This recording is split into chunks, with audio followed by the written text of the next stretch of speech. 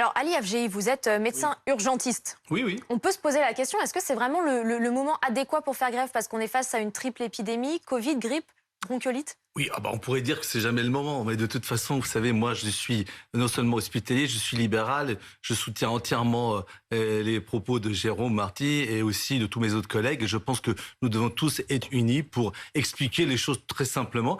Il faut que notre ministre aussi, sur lequel on fait encore confiance, il faut qu'il aille taper du poing sur la table à Bercy.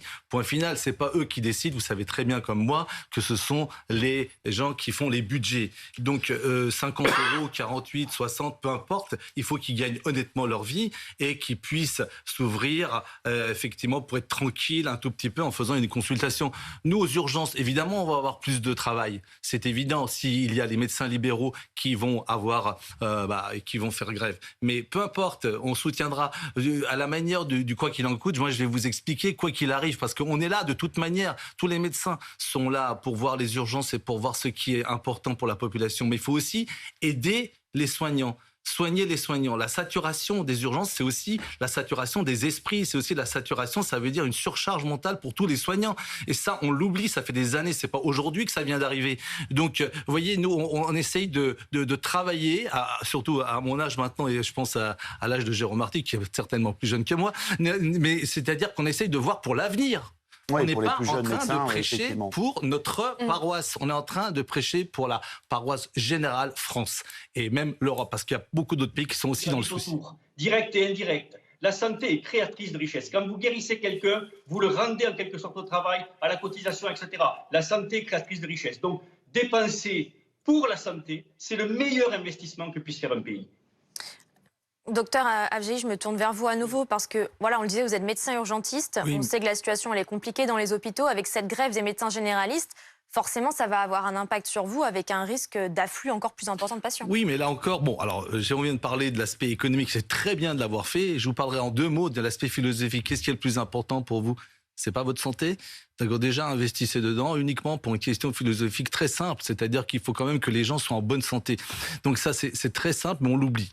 Deuxième chose, c'est qu'effectivement, les urgences... alors moi, je travaille, j'ai eu la chance de travailler dans les urgences libérales comme actuellement, et en même temps, j'étais praticien hospitalier pendant des années. Et nous sommes tous unis, il faut un décloisonnement aussi. Vous parliez de l'organisation, il n'y a pas que l'argent, effectivement, mais l'argent est important. Et encore une fois, moi, je serais encore plus pessimiste que Jérôme, et je serais beaucoup plus incisif. Il faut aller à Bercy demander un peu d'argent, c'est tout, point final. Maintenant, on va pas faire du corporatisme, mais c'est nécessaire actuellement. En tout cas, ce qu'il faut bien comprendre, c'est qu'il y a un cloisonnement en France. Le libéral, le public, ils se font la guerre depuis très longtemps, c'est complètement stupide. Que ce soit au niveau des pompiers, des SAMU, etc. Vous parlez, on n'est pas dans le corporatisme, mais on voit bien qu'il y a... Non, alors moi j'ai des solutions, si vous voulez qu'on en parle.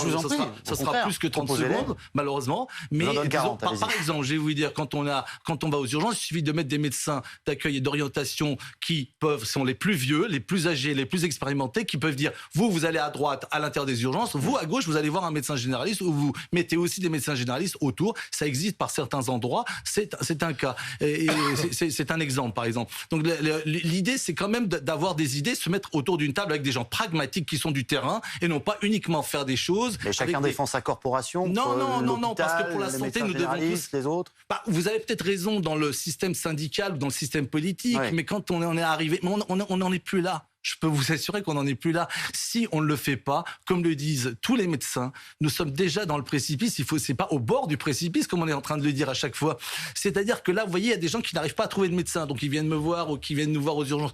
On est là, mais c'est plus. Ils vont peut-être le faire. Donc, et les 25 à 50 euros, c'est vraiment pas à négocier. Il faut vraiment leur donner les moyens. Et d'ailleurs, je prendrai même l'exemple de tous les soignants, parce qu'il y a aussi les infirmières, les aides-soignantes aux urgences, notamment tout ça. Mais les médecins d'abord. Il faut arrêter de les dénigrer comme ça. Ça fait des années, c'est pas uniquement maintenant, mais quand même, au jour d'aujourd'hui, ça devient insupportable. Merci Léopold pour toutes ces précisions. Merci également à vous, docteur, d'avoir été en direct avec nous, à la fois Jérôme Marty et le docteur Avgehi ici en plateau avec nous sur BFM TV. Merci. On va prendre la direction maintenant de la Grande-Bretagne.